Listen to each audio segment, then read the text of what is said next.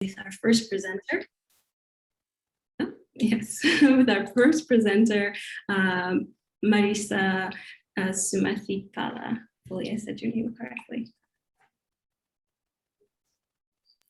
Hi everyone. So thank you all for coming to the workshop. My name is Marisa. I am a senior at Harvard studying computational neuroscience, and my interests in network science focus on biological networks, specifically protein interaction networks and neural networks of brain connectomes. So today I will be speaking a bit about some work that I've done studying protein interactions, one particular project that I've done at Harvard Medical School working with the Sharma lab. So a bit of background, the overarching topic of my project was using network diffusion methods to study non-coding RNAs. So these are genes, RNAs that do not code for a protein, but help with regulating different gene expressions.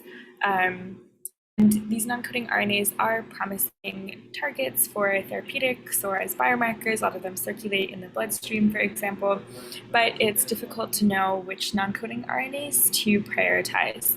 And so I was motivated in this project by advances that had been made in being able to prioritize genes that do code for proteins using network science approaches and sort of repurposing some of those approaches for non-coding RNAs.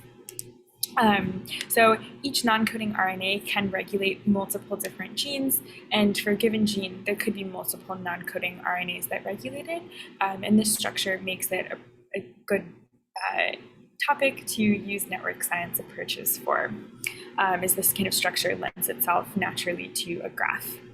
And previous studies on trying to study non-coding RNAs have relied on a very small set of known non-coding RNA to disease associations, but this method introduces a lot of literature biases towards the very famous non-coding RNAs, many of which are involved in cancer, but this hinders progress in other diseases. So moving into a little bit of the overview of the details of the method that I developed. The idea here was to create a microRNA disease network, and the way they did this is by integrating 3 different types of data. The first one is a network, I'm not sure if you guys can see my cursor, but over on the left plot, on the left side of that figure, the very top input graph is a graph of microRNA to gene associations. And then the second one is a network of protein-protein interaction network. And then finally, down here, we have a network of genes and the diseases that are associated with them. And these are determined from using things like GWAS studies and looking at genetic variants. Next, I integrate these 3 networks together to form a 3-layer network, where first layer is microRNAs, the next layer is the genes and their interactions between each other, the protein interaction network, and then finally the 3rd layer are the diseases. And now, in order to reduce this 3-layer network into the 2-layer network that I really want, which is the network of just microRNAs to diseases, I use a network diffusion algorithm. So I'm moving over to the figure on the right, gives an overview of exactly how I did the network diffusion approach. And so what I do is I weight an initial probability vector for a given disease, the walker has an equal probability of starting on any of the disease genes, and then we'll walk around on the network and look at the probability that the walker ended up at some of the microRNAs. And so the non-coding RNAs. And so the intuitive idea behind this essentially is that if a non-coding RNA is regulating a lot of the disease genes, and so therefore it would be very proximal to those disease genes, that non-coding RNA is most likely to be associated with the disease and could be further studied to see if it might be a therapeutic target. So that's how the kind of intuitive idea behind using network diffusion for prioritizing which non-coding RNAs are the most exciting of interest for a particular disease. And so I went ahead and repeated this network diffusion process for every single disease and its set of known disease genes in the network.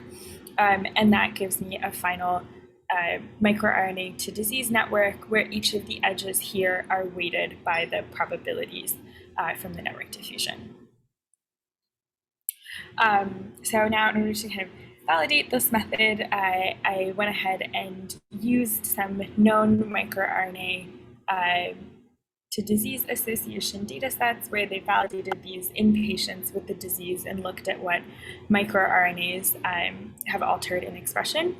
And so when I compare my method, which I called MAP over here on the left, so that's the blue the purple AUC curve in these plots, we see that it's performing quite well for lymphoma and breast cancer as just kind of two examples. And I've also in this plot compared my method with two other methods that do not use network science approaches, but use more machine learning approaches for predicting microRNA disease associations. I also ran this method in a separate study for a different type of non-coding RNA called long non-coding RNAs. And this method I called LION, and it's the one in red shown over here on these AUC curves. And similarly, we see that for blood cancers and for breast cancer, as these two examples, my method is able to predict the RNAs associated quite well, and outperforming another existing method, which is shown in blue here. In brief, I also looked at whether the weights of the microRNAs could be associated with the actual expression level of the microRNA, so not just whether or not the microRNA is associated with the disease, but the extent to which it's associated in the disease. And so these plots sort of show a positive correlation between the fold change in expression of the microRNA in actual patients. And then on the y-axis is the predicted edge weight from the network diffusion algorithm. And so this shows that we can kind of take the genes that are at the highest, have the highest predicted edge weight, and those are the ones that are most promising as drug candidates or biomarkers. And then finally, just in brief, I'll sort of touch on this idea of disease projections and sort of zooming out from just looking at specific microRNAs, but thinking about how this can shed light on the relationships between diseases. And so the way that this has been studied in the field is looking at whether similar diseases are sharing disease genes, and that's what's replicated here on the left plot. And then what I found in the study was that in microRNA space, we do also see some relationship there where similar diseases share similar microRNAs, and this could help us with subtyping diseases and understanding comorbidity. Yeah, that's my presentation. Thank you so much for listening, and I'll open the floor for questions now.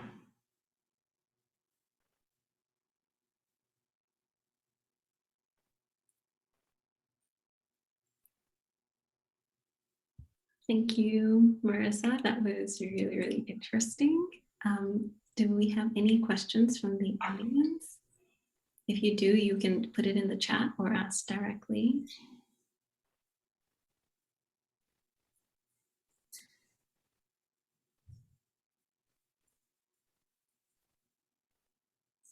So I have a question for the result that you showed at the end. So if I'm understanding correctly, the way you represented the structures, it looked like that you not only replicated those results, but that there might have been more specificity with the approach that you had, is because of the node sizes. I'm just making sure that I understood that properly. Yeah, sorry. Yeah, the projections are a bit complicated to explain. Sorry, this is the wrong. I can explain that in a second. But yeah, the idea here is that each of the nodes in these graphs that are only diseases, and then they're connected to each other if they share microRNAs associated with them. And so we see that there is some structure, over here, we see this little cluster of orange point nodes, which are cancers that are sharing a lot of microRNAs with each other. And something that I ran out of time to address, but I can just touch on briefly, is that if I actually break apart or look at a subgraph of this and narrow in on just cancers, we do kind of see more specialization in microRNA, and they can tell us more about disease relationships. We see, like, for example, this cluster of bladder cancers here that share microRNAs with each other, but not with other types of cancers. We are getting some questions in the chat. Would you like for me to read? I don't know which one's simpler to read them to you, or do you have access to the chat? Oh, yeah, I can see it. Okay. Yeah, so to answer Haley's question, I'll read it out in case people are recording. Could you expand on what you learned using the network approach that, for example, the machine learning approaches can't tell us? Yeah, so I think one of the major advantages of my approach over the machine learning approaches is that the one that I have is unsupervised, whereas most other methods in the literature are supervised. And that means that they're relying on these very small and biased data sets for non-coding RNAs. And so actually what I found in these AUC curves here, especially on the left, the CNMDA and MDHGI methods that were previously published in the literature, when they were reported in the original papers, they had very, very high performance of like 0.98 or something on the data set that they had trained the model on. But here I had applied it to a slightly different data set of non-coding RNA to disease association, like the ground truth values, and the performance went down significantly since like they had sort of been overfit to that particular data set.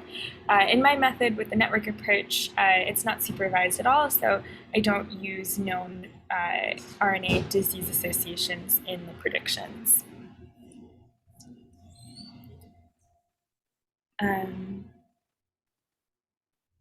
Yeah, and then Keisha, sorry, I'm pronouncing your name wrong. Your question about how some diseases have been studied more frequently. So there may be diseases where we don't have any RNAs. And so the way that I accounted for that in making the network structures is actually by, that point was exactly the motivation behind this 3-layer structure of the network, where there are diseases where we don't know the non-coding RNAs associated with them. In fact, most diseases we don't. But we have a much better understanding of the genes associated, like the protein coding genes that are associated with diseases. And so by combining information about which microRNAs target a gene and then which genes target a particular disease, we can kind of overcome this issue of some diseases we don't have non-coding RNA information. Great. Thank you all for these wonderful questions. I think we can, and thank you, Marissa, for the talk. And we can move on to our next speaker, Kara Johnson.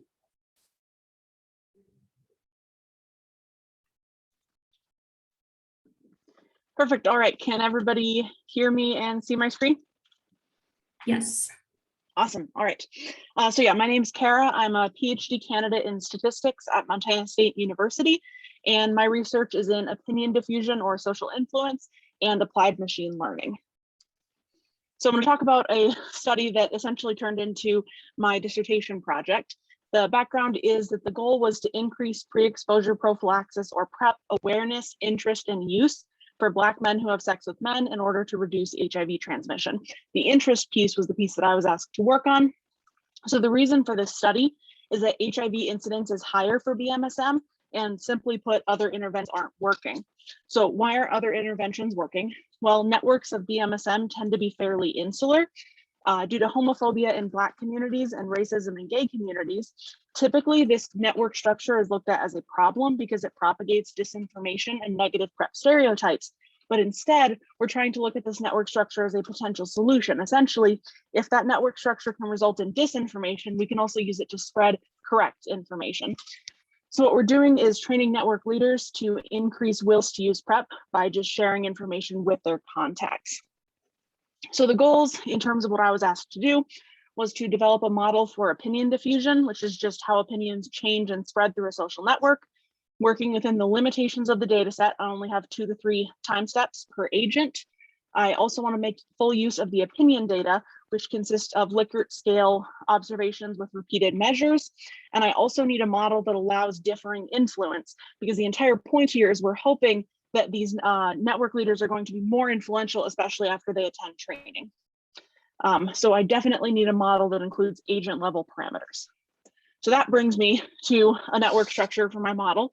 I am using names in these networks. These are completely made up and have nothing to do with the names of the people in the study. In fact, everything on this slide is completely made up for the purpose of this example.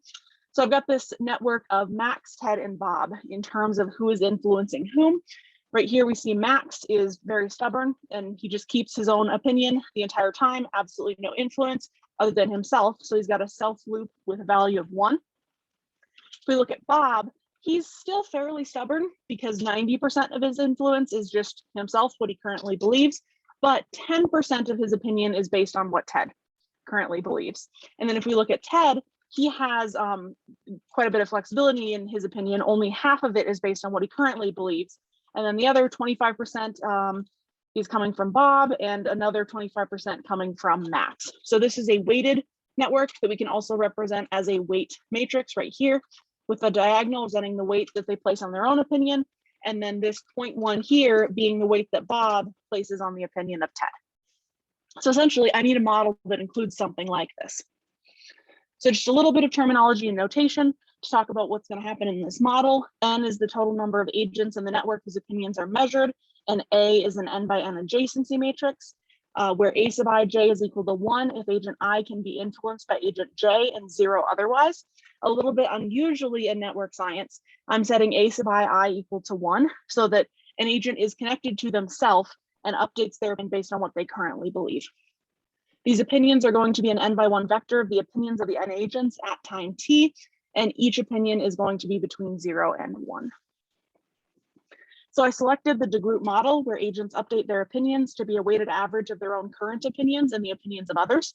We can think of this either on a network level or on an agent by agent level, where it's just a weighted average of the opinions of everyone with whom they interact. In either case, this weight matrix W, like the one I showed on the previous slide, is an n by n matrix of weights, where W sub ij represents the weight that agent I places on the opinion of agent J. Those weights are going to sum to 1 across the rows so that it can be interpreted as the proportion of influence coming from each person. And those are restricted based on the adjacency matrix, so that if people don't know each other, they can't directly influence each other. So I need to be able to estimate this weight matrix given data.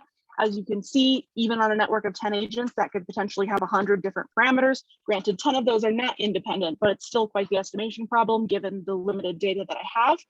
So I developed a genetic algorithm, and genetic algorithms mimic the natural process through which the fittest genes survive.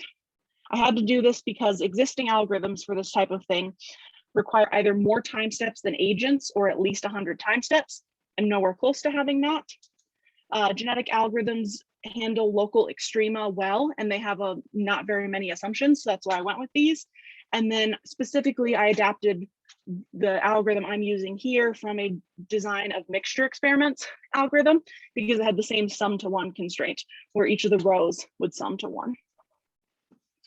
So what I'm doing now is I'm looking at emulation study about how it performs under real world conditions, the problems present in real data sets. And I'm going to focus on the network specific piece of that, which is the way we sampled the network and the problems that causes with the adjacency matrix. So essentially, we used a snowball sample with 2 waves, which means that agents with a geodesic distance to the seed larger than 2 are automatically excluded. So what this means is we took we found 1 seed, asked them to name all of their friends who would qualify for the study. And then for all of those friends who agreed to participate, we did the same thing, asked them to name all of their friends who would qualify for the study. So anyone who is not a friend of the seed or closer is going to be excluded. We also had agents refusing to participate. Roughly 53% agreed to participate. And the biggest question is whether we record repeat nominations here.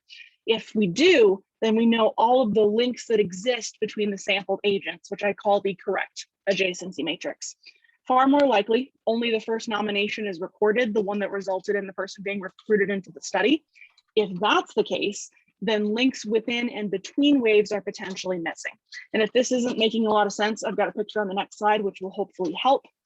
But I have two potential solutions in that case. One is the build matrix, where I only include a link if I know it exists, or the remove matrix, where I only exclude a link if I know it doesn't exist. And the reason for that remove matrix, which is essentially that if I tell the algorithm that two agents are not connected, it's stuck with that. It's going to say that the weight each of those two agents place on each other is 0. If I tell it they do know each other, then it can go through and it can still say, you know, I don't think they do. I don't think you're right. I don't think these two people actually know each other. The weight I'm going to find a solution where the weight they place on each other is 0. So that one has more flexibility. So let's look at an example here. This is one of the networks from the study as sampled. Again, completely made up names. The seed is Sam, and then they named Joe and Dan. The question becomes, do Dan and Joe know each other? And does Dan know Jim, who is named by Joe? So we know that the seed knows Dan and Joe, but because they've both been named already, once we go to the next round, if anybody else tries to name Dan or Joe, that information is lost. And then we come to the question of Jim. There are two possibilities for how this was done. It's possible Joe got the first chance to nominate people, nominated Jim, and so then when they went to Dan, he could have attempted to nominate Jim, and that information would have been lost. It's also possible that Dan was given the first opportunity to nominate people, doesn't know Jim, and therefore didn't name him, but I don't know which of those cases we're in. So this would be the build matrix. My solution is the remove matrix. I know that Sam was given the first opportunity to nominate people. So if he didn't name someone, he doesn't know them. So I know that he is only connected to the 3 people that he nominated. Everybody else might potentially be included in the network. We don't, might actually be connected, we don't know. So I am interested in 3 different things that I'm looking for it to be able to do. I want the algorithm to be able to recover the parameters that I used to generate the data. So essentially what I'm doing here is a simulation study looking at, if I make up data, can it figure out what parameters were used to make up the data? And this is evidence that it works, essentially. I also want it to be able to model the continuous opinions instead of the ordinal opinions that I'm actually working with. And I also want to predict past that point. And I use root mean squared error for each of these measures. So there's quite a bit going on in this plot right here. But essentially what I'm doing is I am looking at the different adjacency matrix types. And in each case, because I'm using RMSE, I want a low value. So it looks like the remove matrix is a really good solution to the problems that I'm dealing with here. So essentially, if I include a connection that I'm not sure whether or not it exists, the algorithm can handle that. So I want to really quickly take a look at the analysis of these data. Essentially, I am interested in PrEP willingness and PrEP self-efficacy. An example of a willingness measure is I would be willing to go on PrEP if I had a casual sex partner who's HIV positive. And PrEP self-efficacy, how difficult or easy would it be for you to visit a doctor who can provide PrEP? So what you see here is the build and remove matrices, how well I was able to predict the opinions, how far off they are on the ordinal scale in terms of where they should be. I want to point out this one individual right here. I ran the algorithm 10 times. This is the same individual every time. I couldn't correctly predict what was going on with their opinion. When I switch to the remove matrix and give them more connections, then I can explain what is happening. I'm going to skip over this just for the sake of time. And actually, I will go ahead and just jump to the end, my takeaways. So I got relatively good performance from all of the problems at once. The remove matrix is very clearly a good solution to unknown network connections. And there's also some support for the intervention, especially for willingness. I saw that the network leaders tended to have higher weight placed on them than people who did not attend leadership training, especially for willingness. And then I also noticed that one of my networks was a little bit different, network 4. I noticed completely different behavior out of that one than out of the others. And the difference with this network is that Lou was the seed, but Ray was the only one who attended leadership training. Essentially, In other networks, sometimes someone other than the seed did attend leadership training, but this is the only network where the seed did not attend leadership training. So that suggests that the leader's position within the network is important. It's also worth noting that that is the only network where the only leader had unknown connections because of the whole remove matrix situation. All right, I am happy to answer any questions.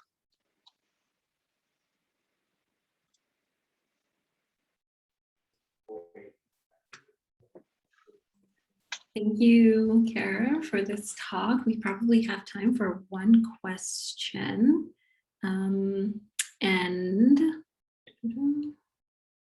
All right, so there's a question from Helcio. Did you try the route where I equals 0? Did you find anything? So I haven't tried running it with a sub I equal to 1, because essentially what that would mean is that as soon as you start talking to someone about whatever the topic might be, in this case, it's willingness to use PrEP, as soon as you start talking to them, you completely forget everything you ever previously believed about it and just learn the information they have. And I don't have any reason to believe that would be the case. I think people are going to incorporate the new information in the context of the information they currently have and what they currently believe. And I think we can do one more. Let's squeeze this in. From Jeffrey. Thanks, Kara, for sharing your project. Could you elaborate more about your definition criteria of agent I influencing agent J? Yes, so that is a little bit of a loose definition intentionally. In practice, what I mean by that is whether they are connected in the network. Essentially, if they don't know each other, they cannot directly influence each other. That's the easiest way to go about it. I am using that definition, which is a little loose, because technically you could do something where you ask not only do you know each other, but do you respect their opinion or something along those lines. So you could have a restricted adjacency matrix, which isn't just based on whether they know each other, but whether there's any potential for influence. But an adjacency matrix, looking at the presence or absence of a connection to that individual, also meets that definition. Great, thank you. And with that, we are ready to move on to our next speaker, Francesca Ortiz.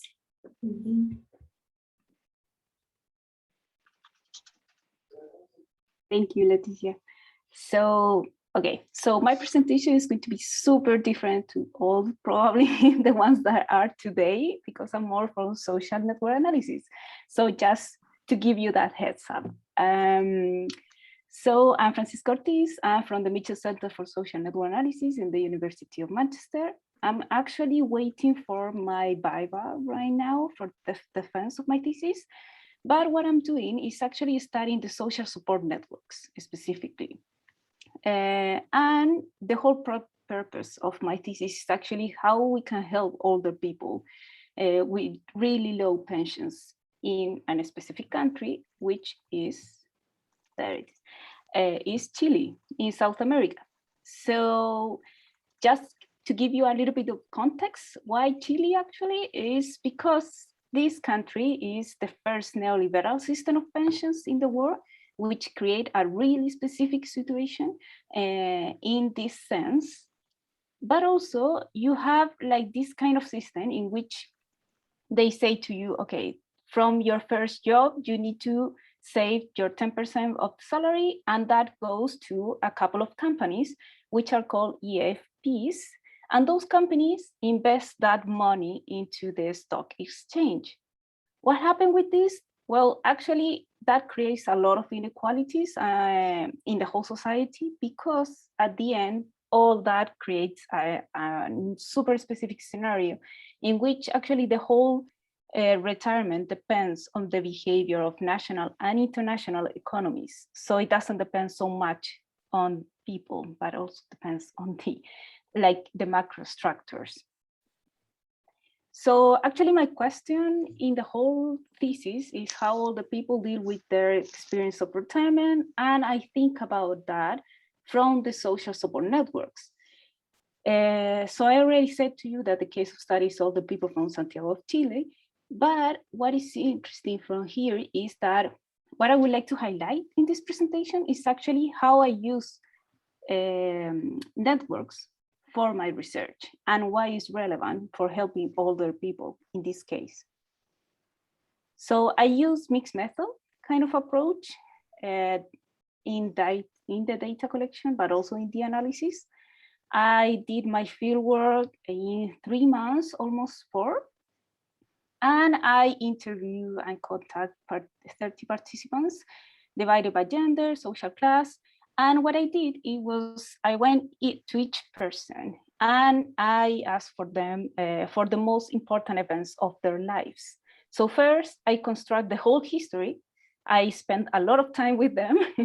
And in each case, I construct the whole history and then I ask for the most important events.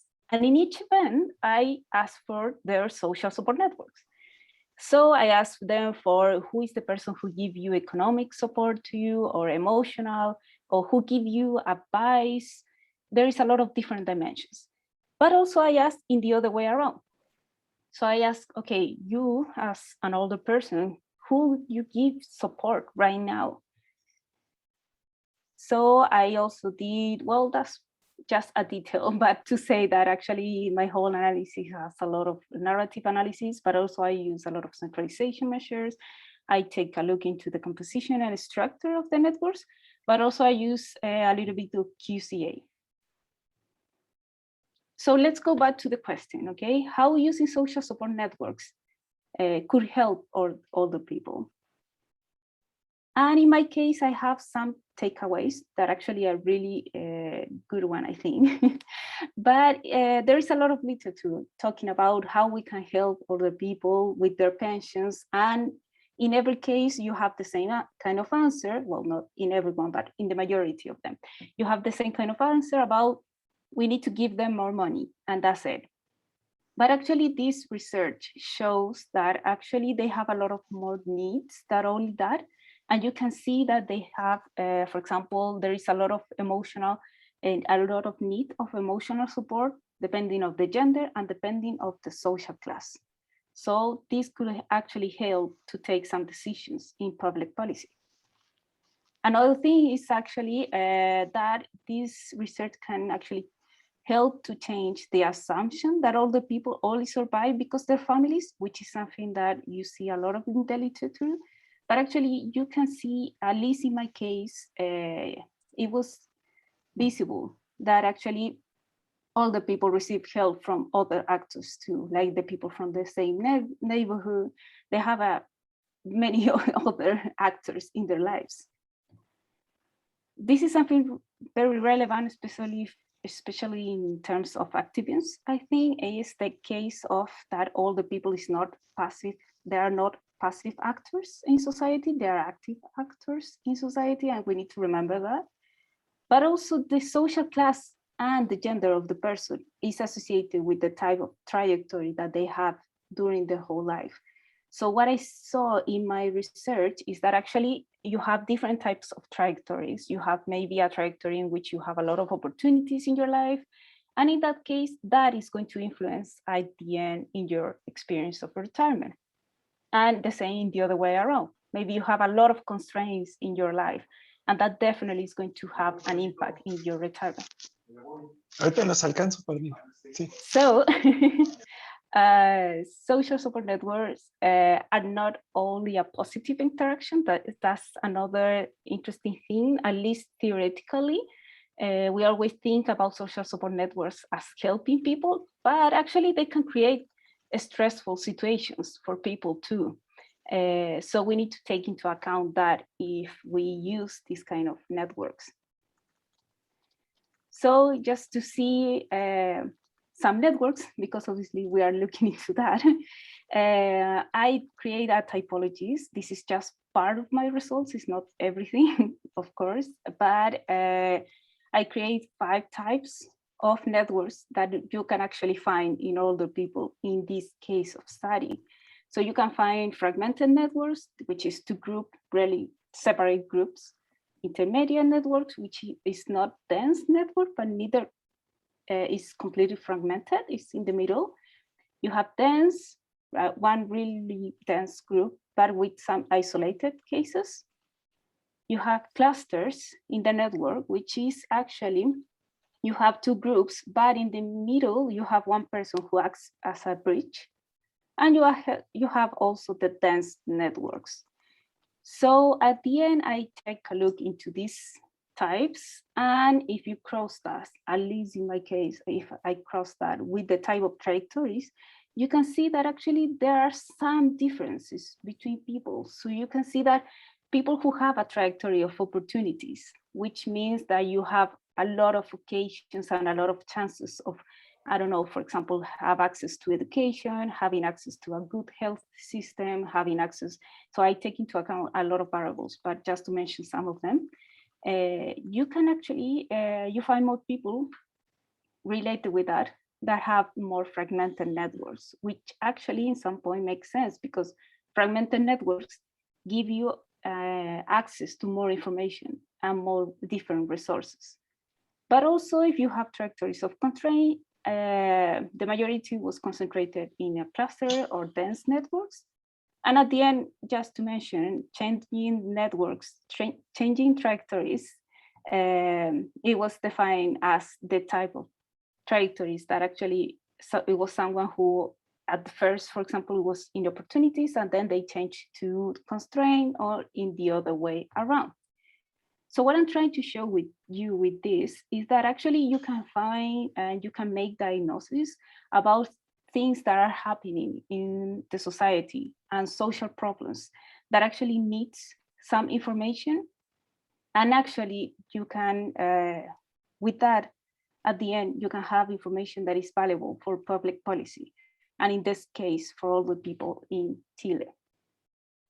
So thank you very much for listening. I'm more than happy to answer any questions. I'm going to stop sharing. It was a really interesting talk. Thank you, Francesca. Again, if there are any questions, please feel free to put it in the chat. Because we do have some time. I did have one question. You mentioned that there was with certain older adults changes in how the network trajectories were. And is that, if you were to relate that to more of like the behavior, like what does that switch in network tell you, just out of curiosity?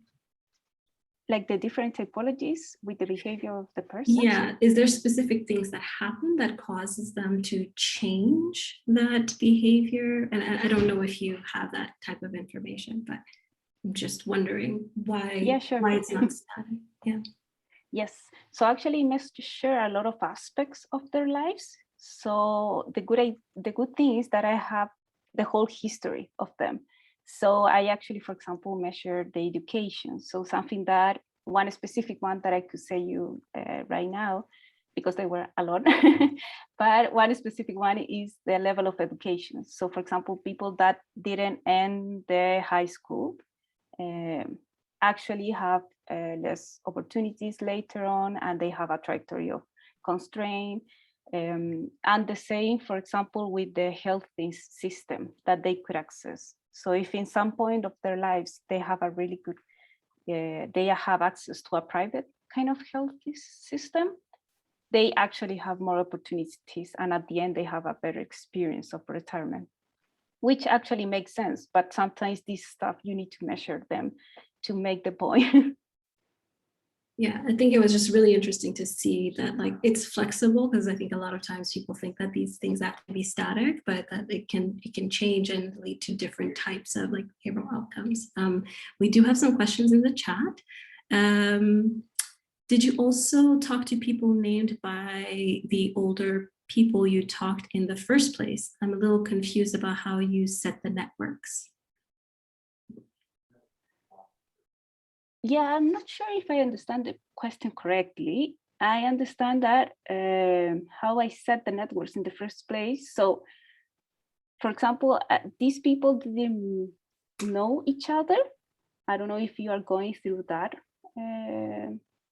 point, but they didn't know each other, and I asked them directly for their networks in the specific events of their lives. So for example, if someone tell me, okay, one a big event in my life, it was my marriage, probably that person, so I asked them for the important people for them in that moment, and then I asked for the whole dimensions of social support. So which people from here, from this list that you created, who give you help in like an economical way, or who give you emotional support, or who give you physical assistance. I hope I answered your question. If not, let me know and maybe I can do it by the chat. I don't know if we have time. And then we have a question from Anna. Did you have yes, the I gender? can see it. Thank you. Yeah. So it's I can see if I saw any different patterns between gender and social class. Yes, actually, that's a paper that is going to appear soon in social inclusion. And I saw a lot of differences. For example, one of them, the most clear one, actually, it was about gender difference and how women have trajectories in general of constraints rather than men who have trajectories of opportunities. Yes, and social class actually happened the same. People who were born in a high class probably get to a trajectory of opportunities in their whole lives, but that doesn't happen, of course, for people in low class. Thanks, Anna. Okay, thank you so much, all that Marisa, Kara, and Francisca. Now I will take the role of moderating because our next speaker is Leticia Milambwe. So please share your screen.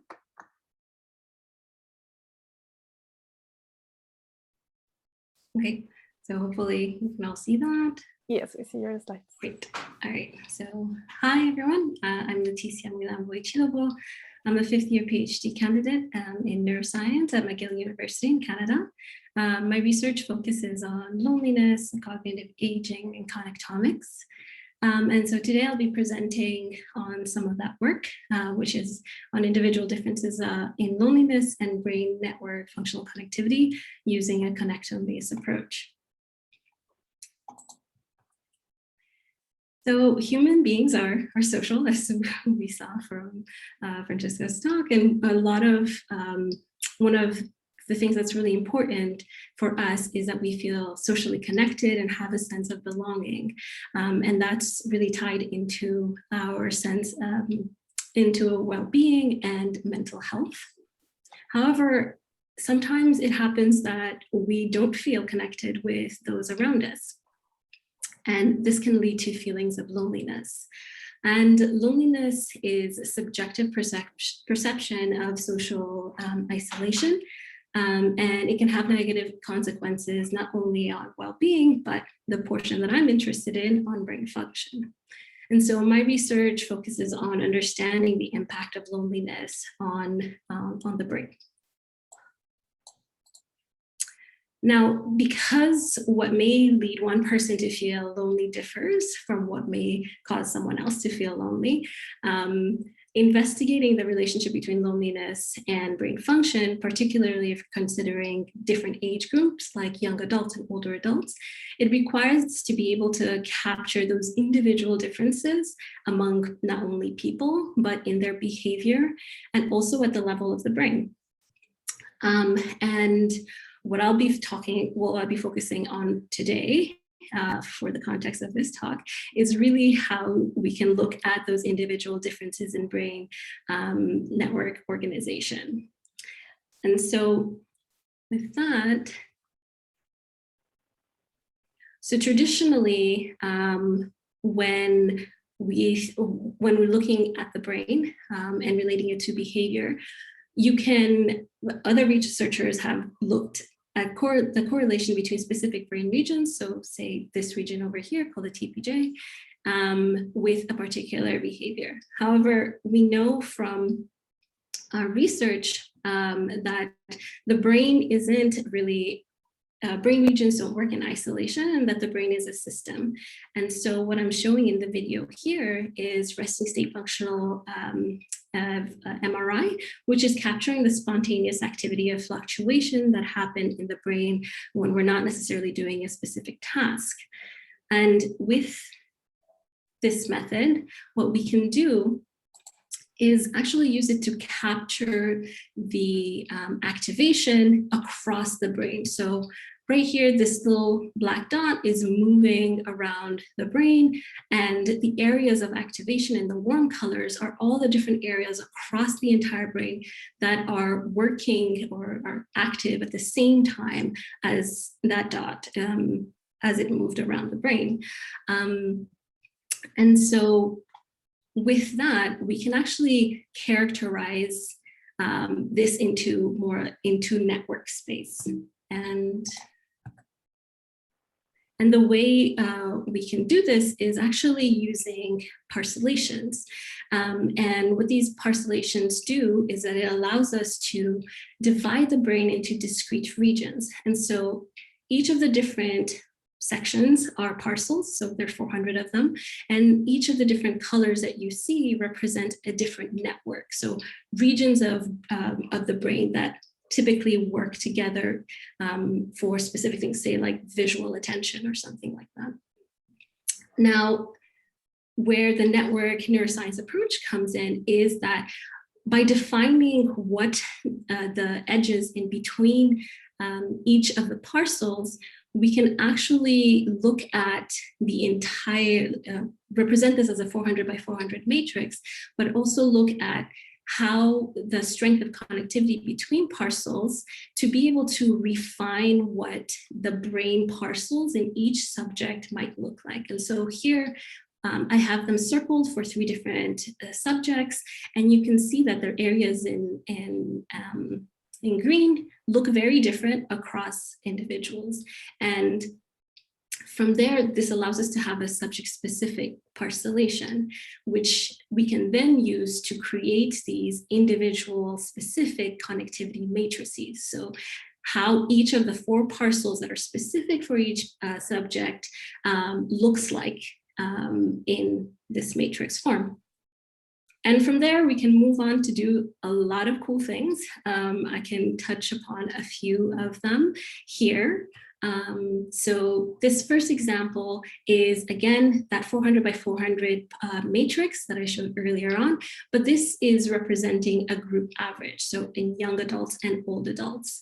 And you can see that here I have labeled the networks, and each of the diagonals of this matrix represent the connectivity within each of those networks, and off diagonals, the connectivity between parcels within one network to parcels that are not in their network. And we can characterize these differently as well. And so here, I am basically representing these matrices, just slightly different, but I've clustered them and used system segregation to look at how the different networks, represented here again by different colors, so nodes of the different networks that are within the same networks, how far apart they are from one another. And so here you can see that the visual network in both our young adults are very separate from, say, the default network, which is here, right? Versus the limbic network here is really, really close to the default and seems a little bit more integrated in older adults. And so from there, once there are other tools that we can use to characterize that network organization. But what I'm interested in is also relaying those differences in a network organization to specific behaviors. So in my case, loneliness. And what I'm showing over here is how the connectivity patterns that we see from comparing individuals with high levels of loneliness to those of low levels of loneliness. I'm not, obviously for the sake of this talk, going to really go into the details of how the methods I use to generate these, but this is basically showing that individuals who have high loneliness, their brains look very different from those with low loneliness. So it's a lot more dense on this side versus on the right, those connections are pretty sparse. And there are fewer nodes that are involved. And what we can do from there is characterize those in terms of modularity. So this is just a measure of network segregation into distinct communities. So it's a bit hard to tell if you're not used to seeing brain images all of the time, but as I showed before, each of the different nodes have a specific color, and they represent a network in both of these cases. But you can see that things are a little bit more mixed together in the high loneliness group versus the low loneliness group. There is a pattern that actually makes sense, that follows the pattern of the actual parcellation, where certain regions seem to be clumping together. So you do see like a nice green region over here, whereas the green parcel nodes are a bit more distributed in the high loneliness group. Oh, sorry. And so just to give you a take-home points is that taking a network approach to study brain functional connectivity in the brain, it allows us to, one, represent the brain as it is, which is a system that works. And from there, we can really use network science to be able to characterize that organization and linking that back with behavior. So I hope that this was an example of how one might want to go about doing that. So thank you, and I'm ready to take any questions if you have any. Thank you so much, Leticia. That's very interesting application of networks also. So there is a question of Nicholas. If you can read it or I can. Yeah, so what was the most surprising thing that you learned in this study?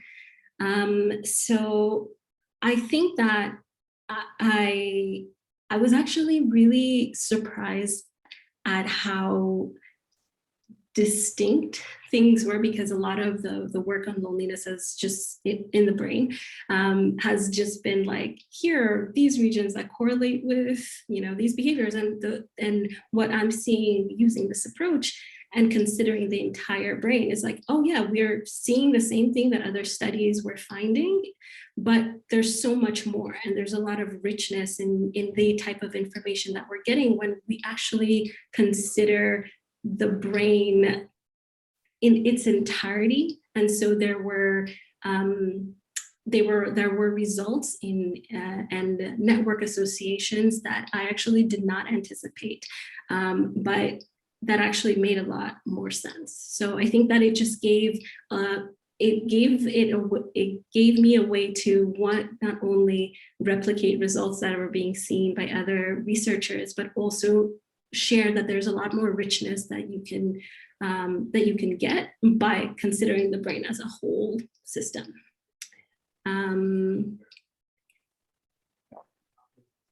Okay.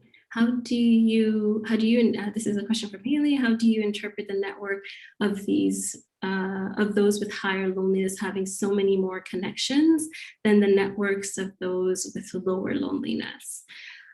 So here I would actually interpret it that there's a lot more communication happening throughout the brain.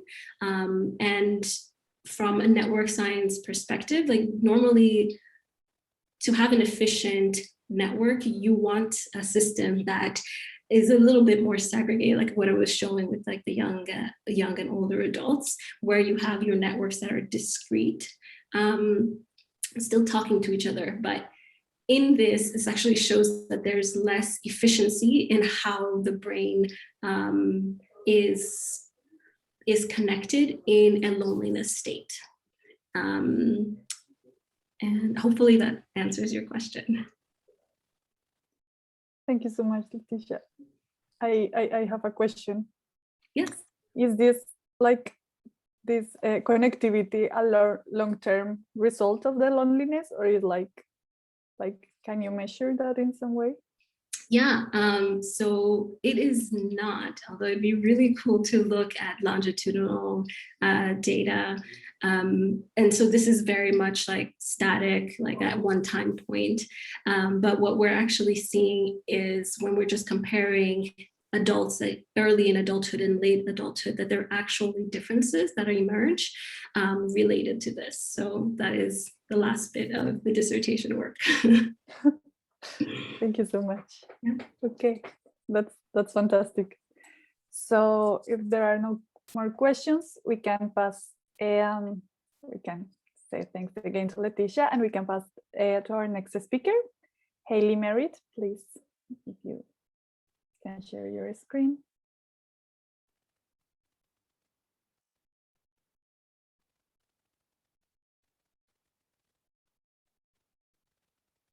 We see. Yes. Okay, you can see my screen, full screen? Yes. Okay, yes, great. full screen. So my name is Haley Merritt. I am a second year PhD student in complex networks and systems and cognitive science at Indiana University Bloomington, where I study network neuroscience and social neuroecology and computational neuroethology and all of the intersections between all of those things. So today I'm going to tell you a little bit about some of my recent work where I try to think about brain network features as neuroendophenotypes.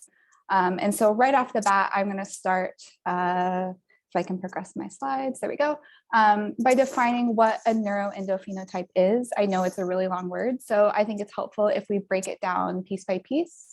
So if we start at the beginning, neuro, that just means related to the brain. So sort of like Leticia, I'm talking about networks in the brain. Endo means internal, so this is just a kind of phenotype that is realized within the body. And then as for like what a phenotype itself is, there are lots of different ways to define it, and those who are biologists or ecologists in the audience might have their favorite definition. But the definition that I'm going to be using today is something really general, just an expression of the genotype.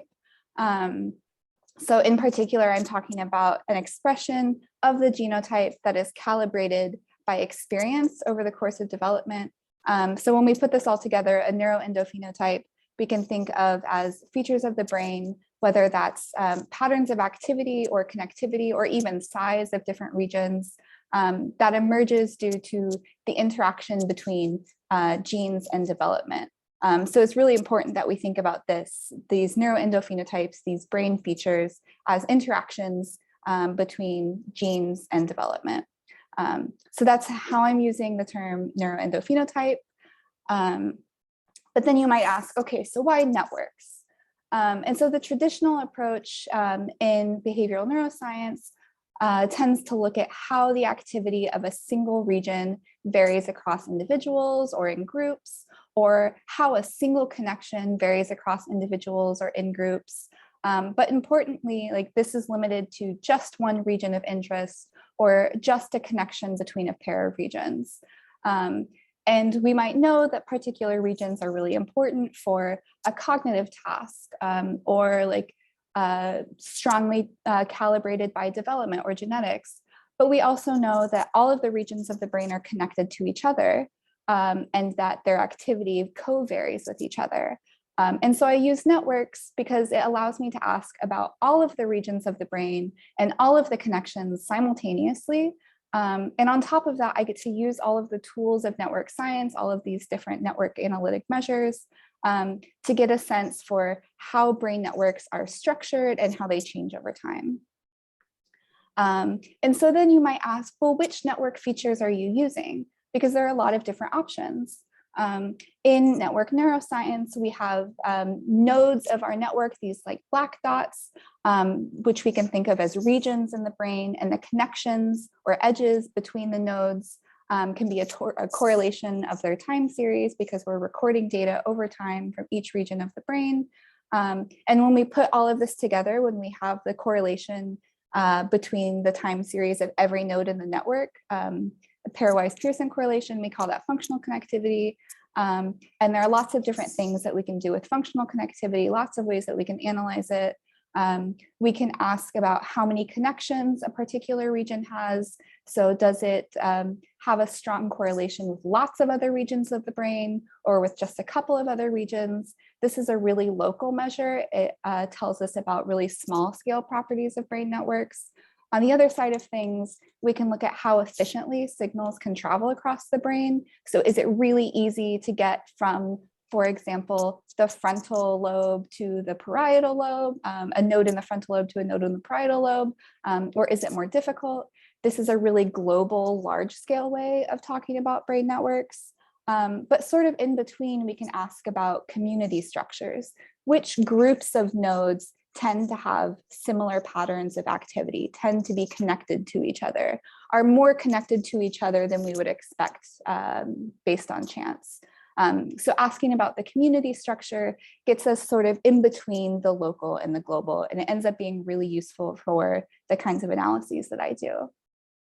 And so I want to come back to this notion of a neuroendophenotype, thinking about the community structure of our brain networks as neuroendophenotypes.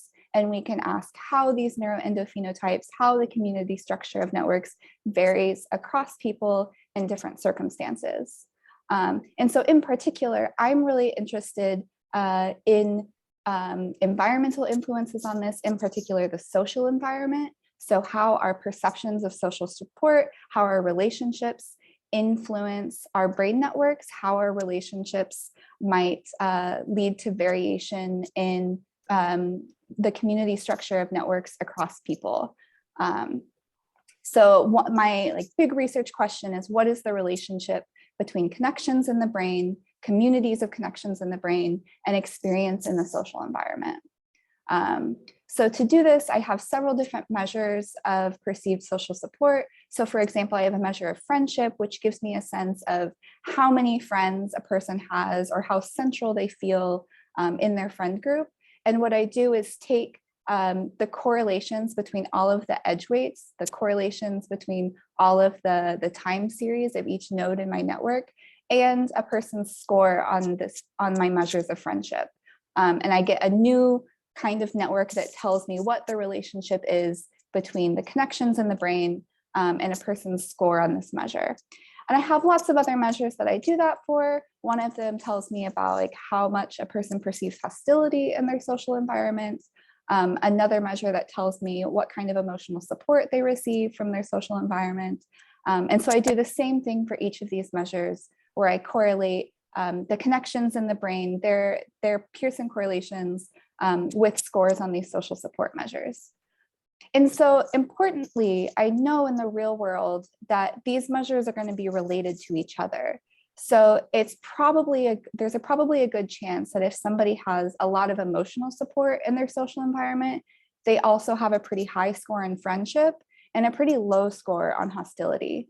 So instead of doing my network analyses on each of these networks individually, I use what's called a multi-layer modeling, which means each of these resulting networks, my emotional support correlations with brain network connections, friendship measure scores with brain network connections, and hostility measure scores with brain network connections are each layers in one giant network. And I then do the analysis on this giant network. And I can specify how strongly I want these layers to be connected to each other, or if I want there to be different kinds of connections between the different layers. And so this is currently work in progress. And so I'm not going to share any results, but I hope that I at least built intuition for why networks are really useful in asking these kinds of questions, and why a network approach is really good and really informative for thinking about what the relationship between connections in the brain and experience in the social environment is. So at this point, I will take any questions that you all have.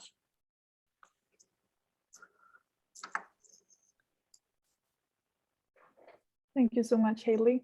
If anyone has questions, please post it in the chat. And I can start with questions to Hailey. So how is, I know you don't have, you are not showing right now the results of the multi-layer network, but which are the layers that you can have in your network? Like, what are the connections that build those layers for your analysis? So right now I'm experimenting with a couple of different things. I'm doing like uniform connections between the layers to start off. And then I'm going to look to see, like, when I calculate the community structure for each of these layers, taking into account all of the other layers, do nodes tend to change which community they're in? And are there different layers where a node's community assignment is the same and other layers in which its community assignment is different? Because I already know from doing like principal components analysis on the social support measure data that there are like kind of two different groups of like positive social support and negative social support. And so I kind of want to use this network approach to see if it can come up with a similar result, but also taking into account like how the different brain regions might be sort of working together in different ways across these different measures of social support. Thank you, Hailey. There is one question of Helcio. Are these multi-layer networks simplicial complexes? Not exactly, there's something different. So it's, what I'm doing is construct, like for each value indicating how connected my layers are, I'm connecting just like one big multi-layer network. And so like each multi-layer network then includes all regions of the brain and all social support measures. But it's not quite the same thing as a simplicial complex. So Letitia asked, I might have missed this, but how do you specify the strength of connection between layer? There's a parameter called omega that I can say, like, if I want, it like takes on certain values. And if I say like, I want my different layers of my network to be really connected, there will be like a larger value indicating like more connection. And if I want them to be like more independent from each other, but with still some amount of relation, then it takes on a smaller value. Does that make sense? Or do you want me to go into more detail?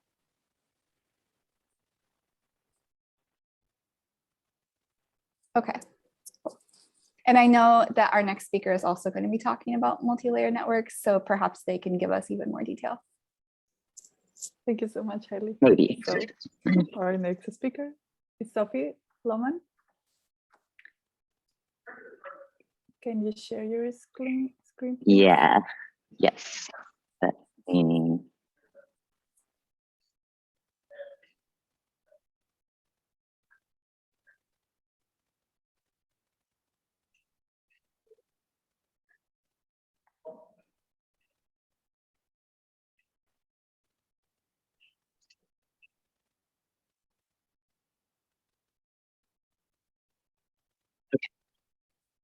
Does my screen look good?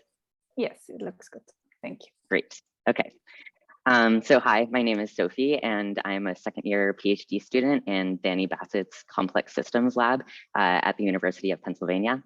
My primary interests are in the field of network neuroscience, and I'm currently working on dynamic network analyses of functional MRI data that was collected during a graph learning task, which I'll hopefully use to introduce the topics of graph learning, temporal networks, and dynamic modularity, though I'm not sure that I will get to all of that. Okay, so I'm going to begin by giving some hopefully helpful non-scientific intuition for the concept of graph learning, beginning with the related topic of statistical learning.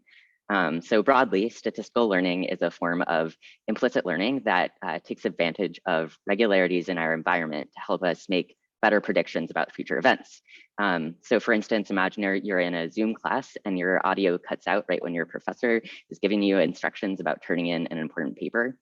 And all you hear is your paper is due on SAT, but you don't hear the rest of the sentence. And you're trying to figure out what the end of the sentence could be. Given no prior knowledge about semantic regularities in language, this would be a really difficult task. And as a result, you might not turn in your important paper on time, which could result in failing the class, and then you might get kicked out of your PhD program. Not that this stuff keeps me up at night. But the ability to detect and store regularities in language is critical, whether they're phonetic, syntactic, or semantic. And this is an example of statistical learning. So it's fair to say that you're no good at predicting linguistic events involving due dates, but maybe your statistical learning capabilities are intact when it comes to relating mathematical concepts. So you've taken a whole bunch of classes that require a background in linear algebra. You've heard enough review lectures that you know when a professor mentions matrices, they'll next review either eigenvalues or determinants before moving on to diagonal matrices, et cetera, et cetera. So you've learned the conceptual sequence of the linear algebra review. We'll ignore the fact that understanding eigenvalues requires knowledge about a determinant, so you know eigenvalues really well. So there's a 50% chance that you're going to know the next topic, and this is good enough that you decide to treat yourself to mind wander. Because you know the next topic and you're able to recognize a regularity in your environment, and that's just bought you like the next several minutes.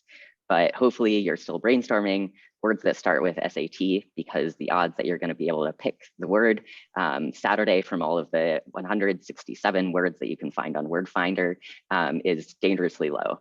And I suppose that these examples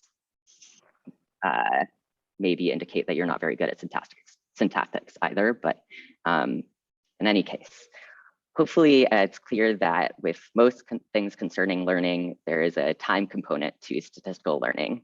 You've got to have a sequence of events in order to predict what's coming next. So before I bring in networks, I'll mention that I use the words network and graph interchangeably here. So how do networks connect to statistical learning? Networks can encode sequences. In particular, a walk on a network constructs a sequence. For instance, say I have this 5-node undirected unweighted graph on the right. For my first walk, I'll start at A and then move to B, D, and E using the edges that connect them. The next walk, I'll start at C and I'll follow it by D, A, and E. And we can continue constructing these 4-letter sequences by taking different walks on the graph. But not only can we create sequences from a graph, and given a connected enough graph, multiple sequences, each of the sequences also has a different probability of occurring depending on the structure of the network. For instance, node A has 3 edges coming out of it. And since the graph is undirected and unweighted, there's a 33% chance of traveling along any one of them. But by contrast, E only has 2 edges, so there's a 50% probability of choosing one out of the 2. So networks can also encode the probability of a sequence occurring. Why is it helpful that graphs encode their sequences and their probabilities?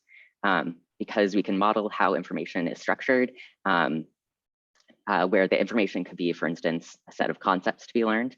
And we can ask, are there ways to organize this information or place edges between the concepts such that they're easier to learn, and it's easier to learn the probability of different sequences happening and how they're related. When we're talking about this in terms of graphs, we can ask if there are graphs with topological properties that are easier to learn. So now I'll talk about a task that tries to get at this question, which was conducted by a former grad student in my lab named Ari Khan. In this task, there are 2 graphs that were used to construct the sequences, one of which has a modular structure where in this case, there are 3 components that are highly connected, but they're only connected to each other by a single edge. So if you start in one module, you're more likely to stay in that module, even though all of the nodes actually have the same degree. The lattice graph, by contrast, doesn't have any of this clustering. So my question is, which graph is easier to learn? So in the task, a participant is in the MRI scanner and is looking at a screen and also holding a controller in their hand that has 5 buttons, 1 for each finger. The goal is for the participant to associate a shape on the screen with a particular motor movement or a set of button presses. During training, the participant sees a set of 5 boxes, each of which contains an abstract shape, the abstract shape to be learned. It's the same one in all boxes for one trial. So when the squares on the screen are highlighted in red, the participant is asked to press the buttons corresponding to that shape, which is indicated by which box is highlighted. And so if the second square is highlighted, the participant should press the button under their pointer finger. And when the participant presses the correct buttons, the screen advances. And another abstract shape appears in each box. And notice that we've moved along an edge in the graphs to the left. And the training session kind of continues on like that.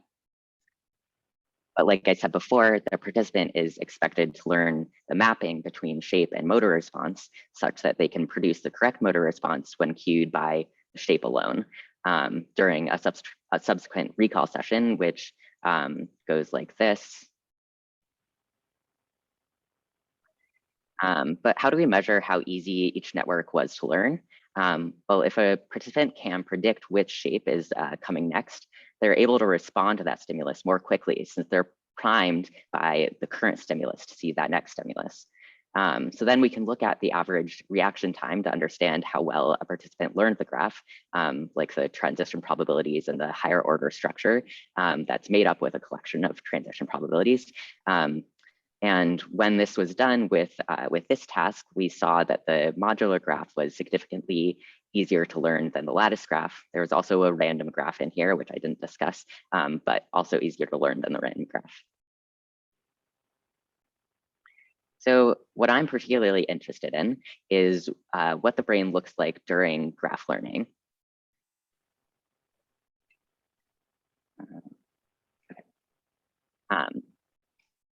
So can we tell the difference between a participant that was trained on a graph with one kind of topology versus another? Is there an interaction between brain function, graph topology, and task performance? So in order to study this, we'll study some temporal networks since learning is inherently temporal. So I know we just talked about creating a functional network. So I'll go through this quickly, but so we start with some MR images, and we extract the data using an atlas of predefined brain regions in order to map signal at the voxel level onto discrete neurobiologically relevant parcels that make up the large scale systems. And for the fMRI scans, this produces time series data for each parcel, displaying fluctuations in blood oxygen level dependent signal over time. And I can perform correlations to examine the degree to which each pair of parcels co-fluctuates. And this will allow me to create a functional network in which each node is a parcel and the weight of an edge connecting 2 nodes is equal to their correlation coefficient. So this network can be summarized in a functional connectivity matrix, which displays the correlation coefficients for each pair of parcels. Okay, so now I'll talk about how to create a dynamic or a temporal network from a static network, or from a time series. So we start with this original extracted time series, and we begin dividing the time series into smaller windows. So in this study, we used a window length of 125 time repetitions, which is equivalent to 100 seconds. And then we kind of slide that window along with some overlap. In this case, it was a lot of overlap. So so almost 0.8 seconds of overlap. And you continue dividing the time series until the entire thing is divided into windows. And then we treat each window as its own time series. So you see 3 different connectivity matrices to the right. And so we have one for each window, which is it's usually like about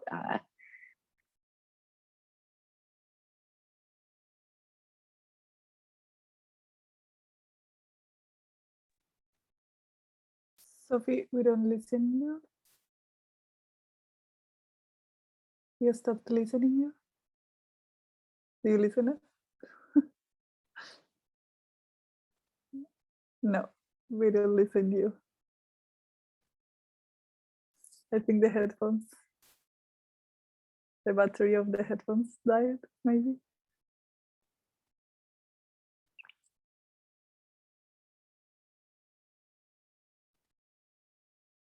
If you,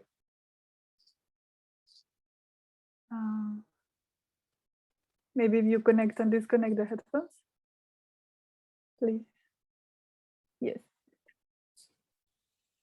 Sorry about that. Yeah, no, it's perfect. Okay, I'm just gonna keep going.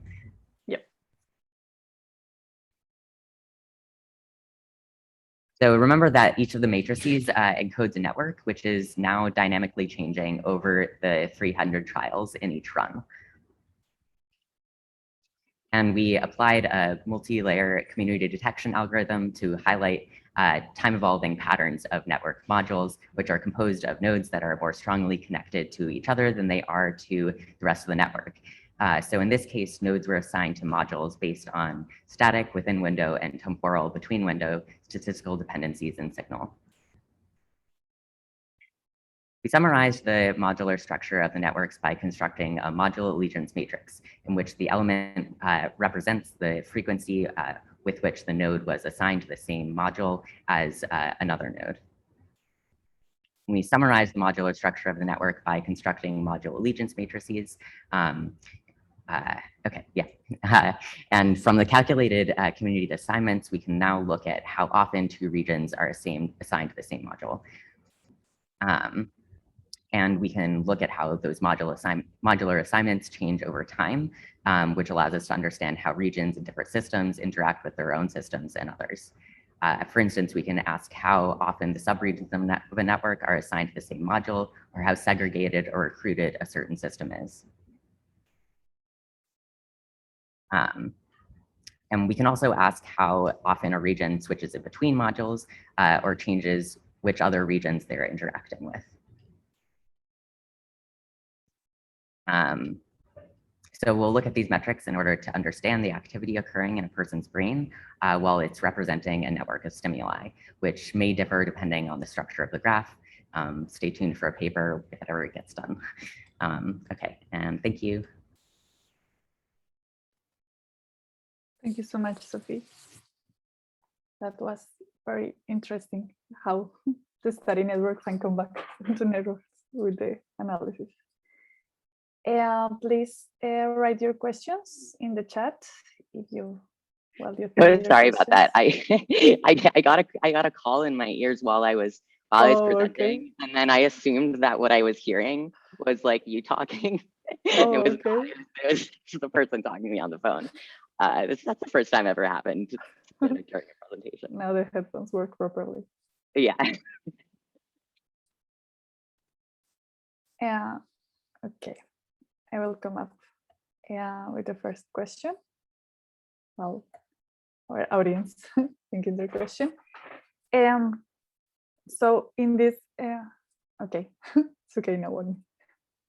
You want to read the question, please, Sophie?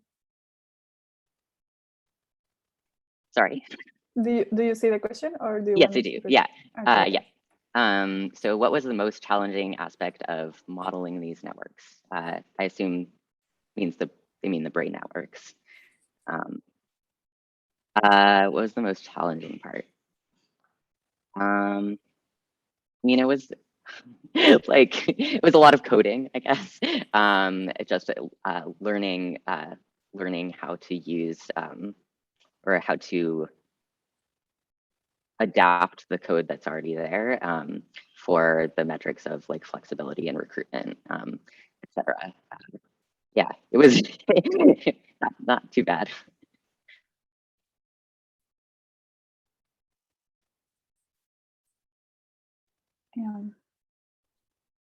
I have a question related to like how the network that you visualize like affect directly the way you create these networks like after your results after the MRI, like how because yeah.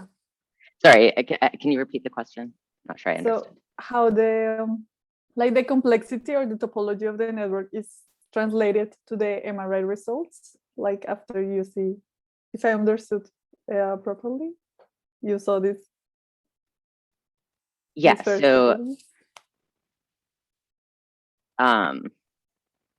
so how is the MRI how is that translated to the network? Yeah.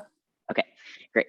Okay, so you see like activity going on in your brain from the images. So there's usually like a different there's a like if a voxel is like darker, then that means there's less signal, less activity in that area. If it's like brighter, I mean, you can change like the associations between those, but if it's brighter, maybe there's more activity in the area. And so then you get these values, and the values are changing over time because you get one image per scan, or one image per 0.8 seconds. And so you look at those images over time, and you get like the fluctuations of each brain region as the scan progresses. And then it's basically, you can represent it like a line on a graph like I did. And you can look at how well two time series are correlated. And then that gives you the weight between two nodes in the graph. That makes sense? So how you connect the zones? Like, how do you know that, like, what specifically are the nodes, the sounds, and the connection is, they are correlated? So the nodes are brain regions. Sorry, I didn't make that clear. The nodes are brain regions, and it's a fully connected network, but the weight in between, the weight of each edge between each node indicates how like the co-fluctuations in those two time series. So if one is like going up at the time that another is going, if the signal is going up for one node, the time that signal for another node is going down, then they're not going to be correlated like at those few time points. And so the weight will be lower on the edge. Oh, okay. Clarify. Thank you so much, Sophie. Yeah. Okay. Thank you so much. Sophie, if you have more questions or you think your questions during this time, I will invite all our speakers to turn on your camera: Marisa, Cara, Francisca, Leticia, Haley, and Sophie. And we will have some general Q&A session and some discussions. So also, if our audience have some questions for them to ask about how to research using networks and how to conduct such an interdisciplinary research, please feel free to jump on the conversation or ask in the chat. So I will have a first question while we warm up. The Q&A session is, how difficult is for you at first to define what is your network? Like, based on, like, you have a research question and then you define what is your network, or the network is there and then you define your research question? I can start with Marisa, if you are Marisa there. had to leave a little early. Sorry, Yeah, with Cara.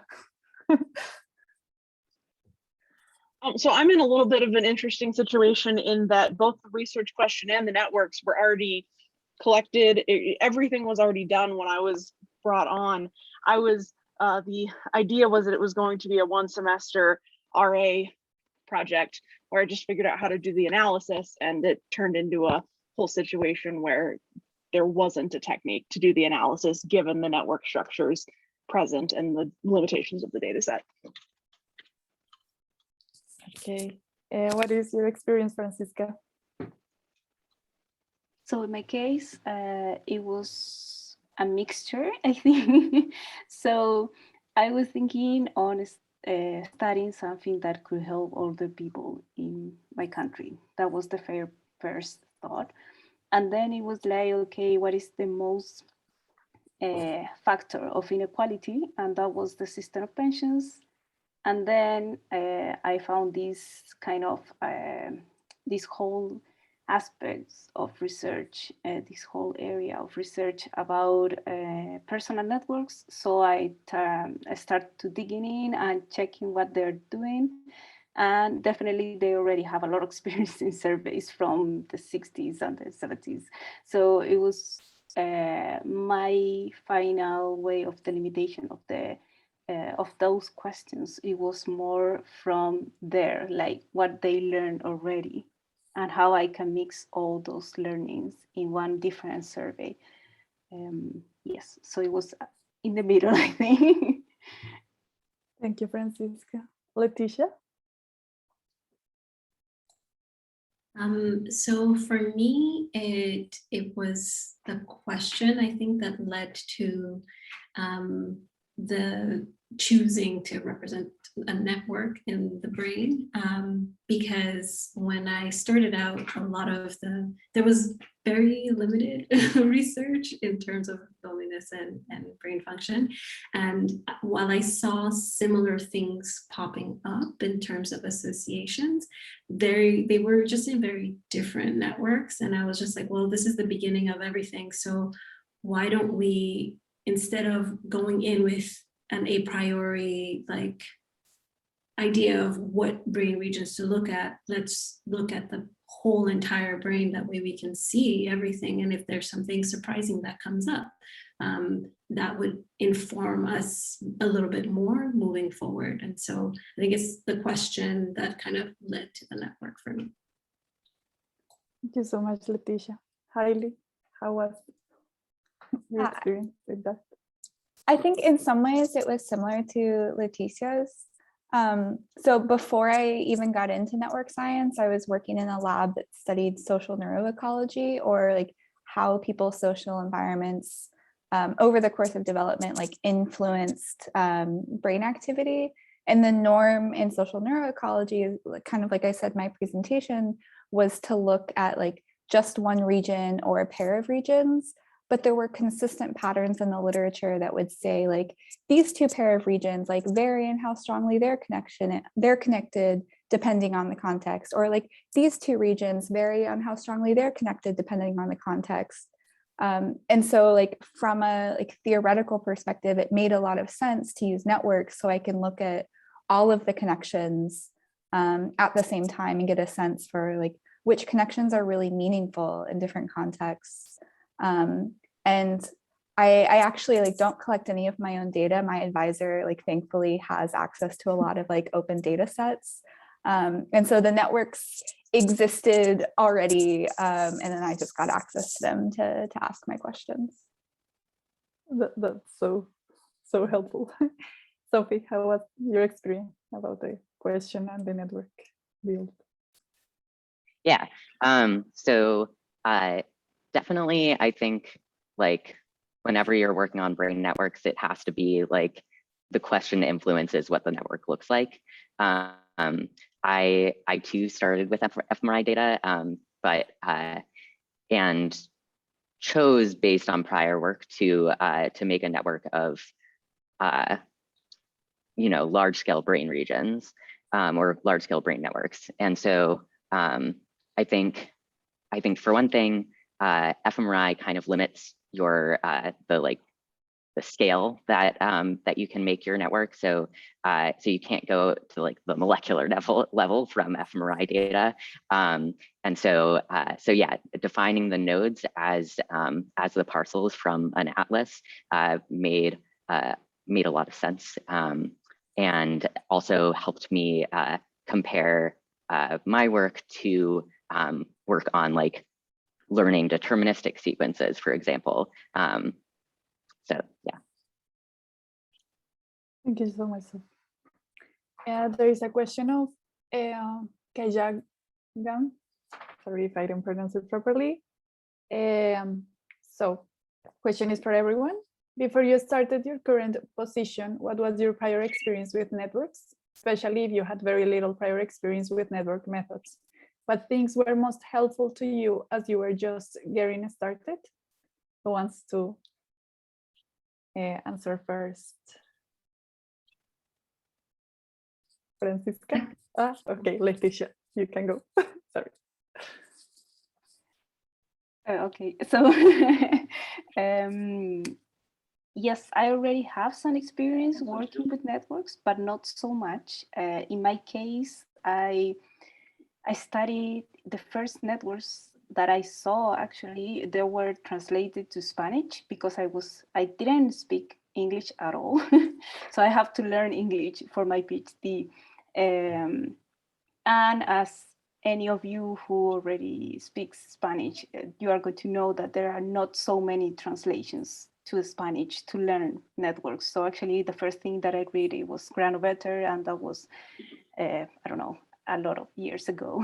So definitely my experience working networks, like the first experience was super challenging. It was a lot of Googling, but I didn't found so much information in Spanish. So I have to manage all those stuff.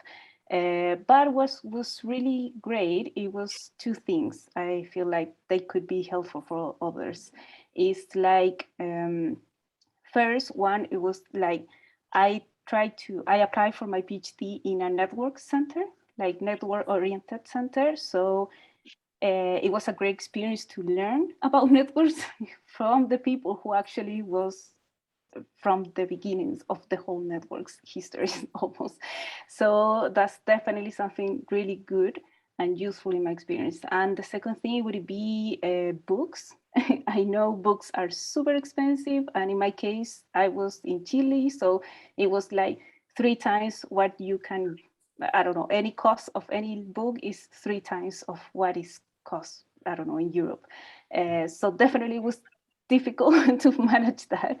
But when I get my hands into 1 or 3 books, like essential books to learn networks, it was perfect because they give you a really broad perspective about how to learn and what you can use. And in that way, you can start from them. At least that was my experience. Leticia, what is your experience? So unlike Francesca, I had 0 experience in network science. I am still learning even now. But I, again, like kind of related to the earlier question, I was really motivated in studying like social cognition in the brain. And it just made sense for me to go that route. But what I found particularly helpful was signing up for workshops, whether they were local at my university, or going to like dedicated workshops of that would teach you how to use or how to apply methods, and especially because you end up having to do a lot more coding to learn the tools to be able to do that. And then the second thing would be just going and trying it yourself with the help of Google and asking people, and knowing to reach out, especially for people who are beginners, because I also didn't have any experience doing fMRI work. So I came from electrophysiology in like mouse and rat models. And so this was a very different beast for me. But just being open and looking for those workshops and asking people for help or feedback, I thought like those really helped a lot for me. Thank you, Leticia. Sophie? I think, oh, am I muted? Okay. I think, so kind of like a different kind of suggestion. I felt like visualizing the networks was like really helped me understand like different concepts, especially with, you know, the modularity type stuff. And there are a lot of cool network visualizations that you can find online. And then I guess just reading papers and watching YouTube lectures from my advisor. So. Hailey. So like Leticia, I had absolutely no experience in network science when I started my PhD, which was pretty recently. So I'm like still new to network science and already talking to people about it. But I think what was really helpful for me was just reading so much and having mentors that supported me reading these really weird papers about brain networks. And yeah, so I started my PhD with like no actual experience, like just having read a handful of papers about network neuroscience and watching like lectures on YouTube, reading the like classic papers in the field was how I did it. And I think like part of the reason like why we're doing this workshop series is like Leticia said, like having these kinds of workshops is really helpful. So if you all have thoughts about like kinds of topics you'd like to learn for future workshops, you can fill out the feedback form and let us know what you want to learn so we can help you get to where we are now. Kira, do you have? Yeah, so I also had absolutely no network experience prior to this.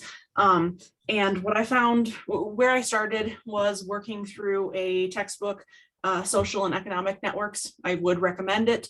There's also a free Coursera course that works through that book, which I didn't know about when I worked through it on my own. So that would probably have been better.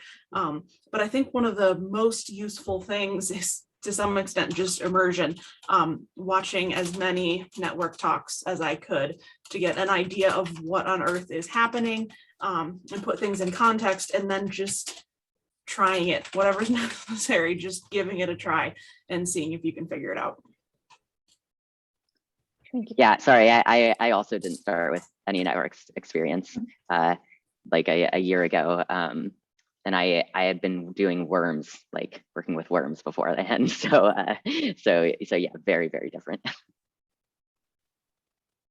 So there is a question that for everyone, if someone is trying to develop a new measure or method for a specific question or considering it, and if so, where to start for that methodological, very theoretical part. Any of you have a measure that want to develop? Maybe speak to this a little bit. So it's not that I've like developed a new method, but rather I use existing methods in really creative ways. And I do have to give a lot of credit to my advisor, Rick Betzel, for this, because he's kind of like responsible for helping me think outside the box. So this, like, for example, this like multi-layer network that I'm using, the like most common way that that's used in network neuroscience is the way that Sophie described, which is each layer in your network represents like a period of time. And so your networks are connected sort of like in a line, like one layer is only connected to the layers before and after it. But multi-layer networks in general don't specify that that's the only way that you can use them. And so we're taking advantage of this like lack of specification to say, all of my layers of my network are going to be connected to each other. And then I can use that to see like how networks vary across different contexts. And similarly, our lab just put out a paper about like cool ways to use this like classic community detection algorithm. It's modularity maximization.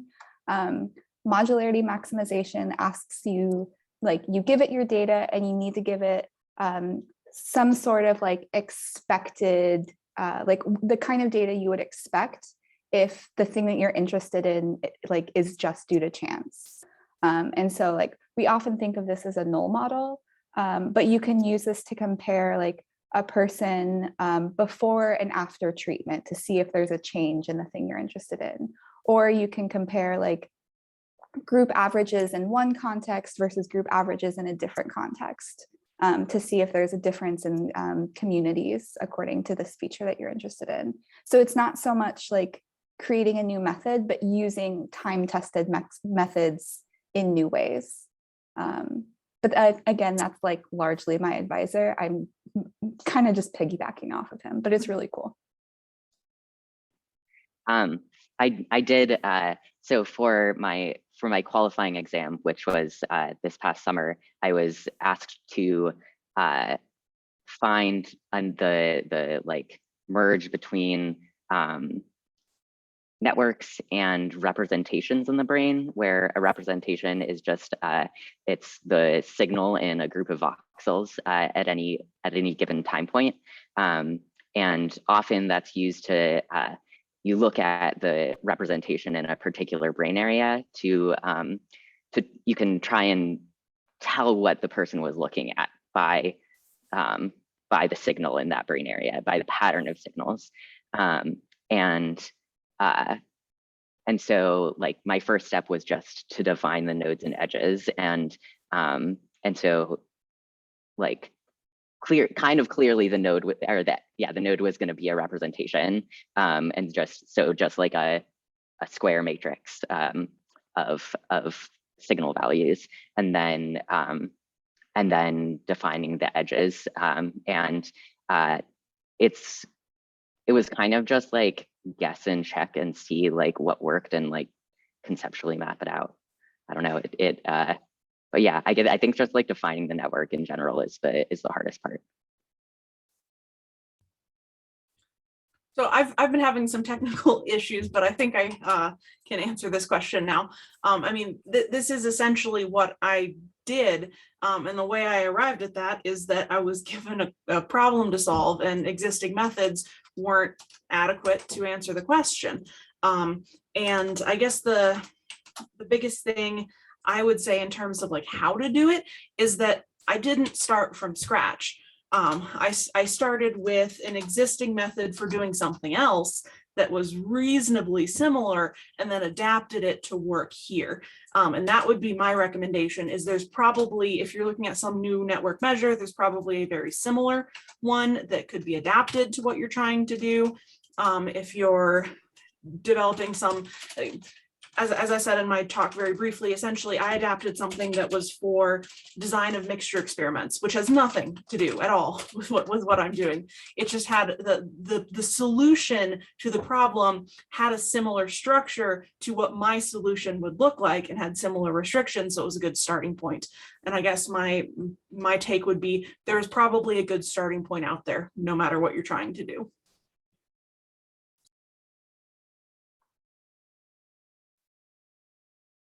Okay, Francisca or Leticia, do you have any thoughts? I think that, so with some of the results that I presented, the individualized parcellation, like normally people use group parcellation, and again, this is not me. I did not come up with that individualized parcellation scheme, I will say that, but working in collaboration with another lab, that someone there was interested in kind of developing that.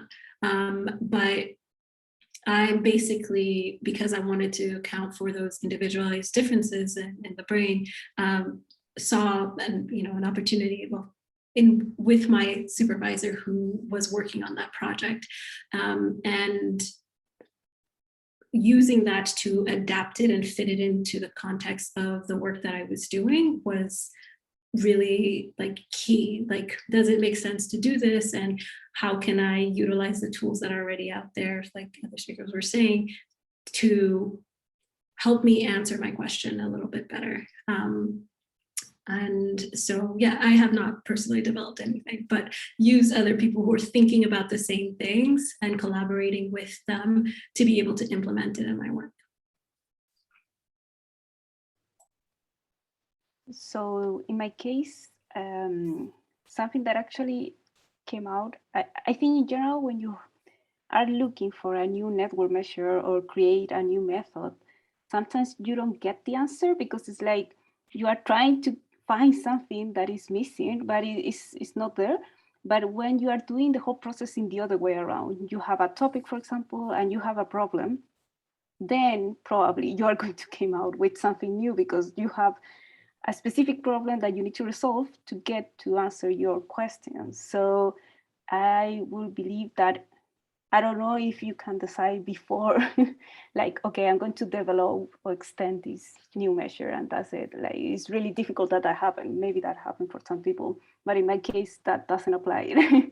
And in my case, I developed some ways to represent different things, which is not a measure, but maybe depends of the definition of methods. It could be a part of methodology.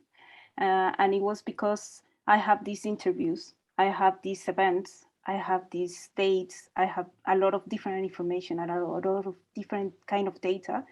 So I tried to come out with a different kind of representation of timelines in which you can actually embed all those stuff in one timeline and it's not a mess. So that was something that I came out, but it was because I have this problem that I have a lot of information. So actually my process, it was in that way. So if you ask how will you start, to be honest, I think my experience is something like in the other way around. It's like you have a problem and you need to resolve it. And as researchers, you need to resolve with creating something. Okay, thank you so much, Francisca, Leticia, Sophie, Hailey, Cara. I think we are arriving to the end of the session. Thank you so much to all the speakers. You should be so proud of your work because it's really, really amazing, and more if you didn't have network knowledge before. Thank you so much to our incredible audience and the ones that have arrived to this point. Please remember that the workshop will be on the WiNS YouTube channel. So in case you want to share it with friends or you want to watch it again, we'll be there. And a special thanks to the organizers of this workshop. You rock. Thanks to Francisca, to Leticia, to Sophie, to Cara, and to Hailey. Thank you so much for all the hard work. A lot of claps for you. And please, for the ones that are here, we have a form with a survey for you to fill with your suggestions and questions about the workshop and for future events. Please be tuned and follow us on Twitter to the WiNS Twitter account for further details. Thank you so much.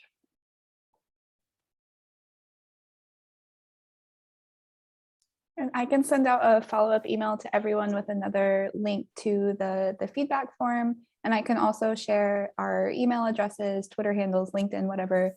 That way, in case you have more questions or you're interested in potential collaborations or how to also be a grad student in one of our labs, we can chat more about that.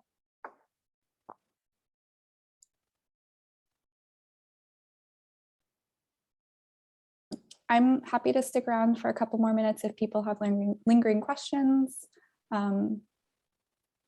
Otherwise, I hope everyone has a great rest of their day. Thank you so much, Hailey.